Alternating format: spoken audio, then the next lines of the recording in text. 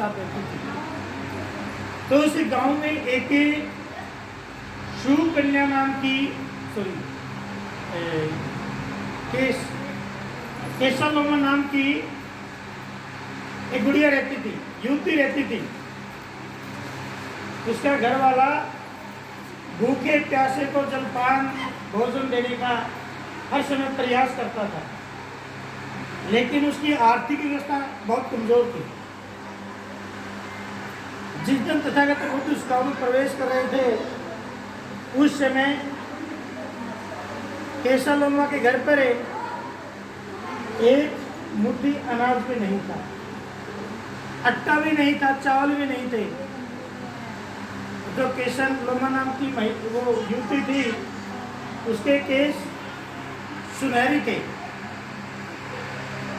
बहुत सुंदर थे, लंबे थे, और उसी क्षेत्र में एक साहूकार रहता था। साहूकार की जीवन संगिनी केशवलोमा को लेकर के बहुत जलन करती थी, जलती थी, उसे नफरत करती थी, और वो बोलती थी कि आप किस चीज़ के चौधरी हो, किस चीज़ के साहूकार हो, किस चीज़ के धनवान हो। केशवलोमा के मेरे लिए एक बाल नहीं ला सकते, तो मेरे लिए कर क्या सकते हो। ऐसा दौर आया, केशवलोमा को पता था कि आपके बालों की कीमत लगाना चाहते हैं। वो साहूकार के पास गई और साहूकार के पास जाकर के कहा, आप मेरे बार बार बालों को निहारने का कार्य करते थे, देखने का कार्य करते थे, बड़ा घूर घूर करके देखते थे। यदि आप तो मैं अपने शरीर के जो सिर के बाल, ये केस आपको देने का कार्य करो, आपके लिए कितनी कीमत देंगे। उन्होंने कही मैं 100 मोहरे दे दूंगा। कहता दी जी बुलाइए। बार को बुलाया, केश मुंडन किया और साहूकार के हाथ में दबा दिया। 100 मोहरे का सामान लिया, कुछ पैसे रखे मोहरे अपने पास और घर चली गई। सिर के कपड़ा बांध करके, आप तो मेरी माता बहने कपड़ा तब बांधती हैं जब खाना ना बनाना हो, जब रिश्तेदार को पानी ना पिलाना हो, राजी खुशी ना पूछना हो, पति को परेशान करना हो, तब बांधती हैं। लेकिन उस समय केशवलोमा बहन ने अपने सिर के ऊपर कपड़ा बांध करके सभी मेहमानों के लिए, भिक्षु संघ के लिए आहार की व्यवस्था करने का कार्य किया। जब सभी ने भोजन करने का कार्य किया तो राजकुमार जैसा व्यक्ति बोलता है घर अपने जीवन संगिनी को जाकर के कि अपन उनको भोजन तो दे दिया, साधु संतों को आहार करवा दिया, लेकिन उनको कुछ दान दक्षिणा भी देनी होगी। इसकी व्यवस्था है क्या? कहती है जब सिर के कपड़ा बांध करके आती है तो तथागत कहते हैं ये मंजूर नहीं है।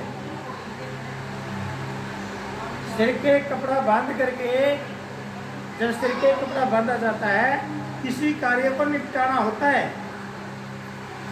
कि पूरा करके दम लेंगे।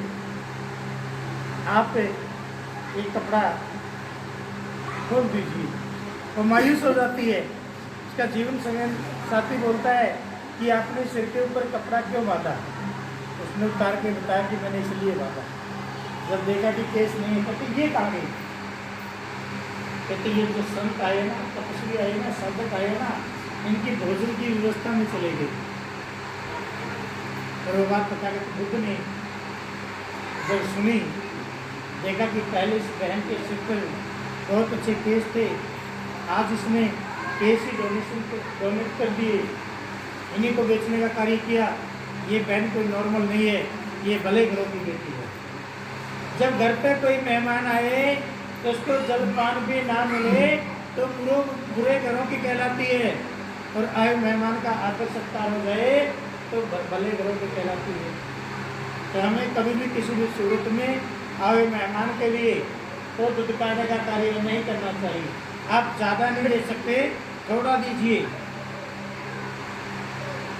लेकिन दुदकाने का कार्य मत कीजिए।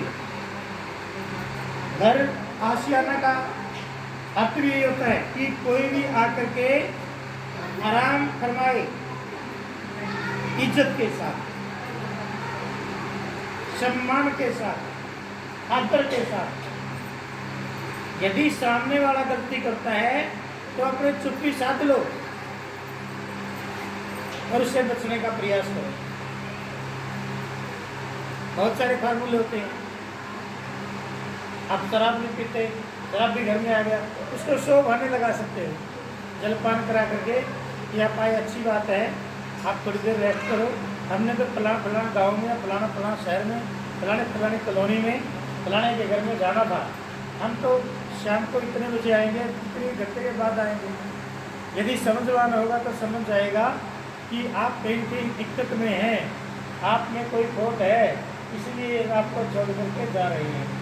और यदि वो असमझ होगा, अनाड़ी होगा, जिद्दी होगा, फिर वो हट लगाएगा और ज़्यादा नहीं करेगा। फिर वो तो फिर 50, 100 या 500 भी मांग करेगा, इससे बड़ा कुछ नहीं करेगा, बड़ा हानि नहीं पहुँचाने का कार्य करे। लेकिन उसको बड़ी हानि के लिए अवसर नहीं दिया, उसको छोटी हानि का अवसर दिया तो हम लाभ पा गए। तो इसीलिए तथागत बुद्ध कहते हैं कि हे मानव, कभी भी किसी भी सूरत में अपने से अलाचार को मत सताना। जो अपने से अलाचार को सताता है वो खुद परेशान हो जाता है, और जो अपने से अलाचार की सेवा करता है वो एकदम सेवा का भागी खुद बन जाता है, उसकी कोई कोई सेवा में जरूर आ जाता है। तो हमें कभी भी किसी भी सूरत में आलस का वास नहीं करना चाहिए। हमारे माननीय राजवीर जी, ये शासकों के शासक बोलता हूँ इनको शारीरिक समस्या हुई लेकिन मानसिक नहीं हुई। इनका जो मन, इनकी जो बुद्धि वो विकसित थी, इसीलिए इन्होंने विकास करने का कार्य किया। यदि इनकी बुद्धि विकसित ना होती तो विनाश करते, विकास नहीं करते, विनाश करते।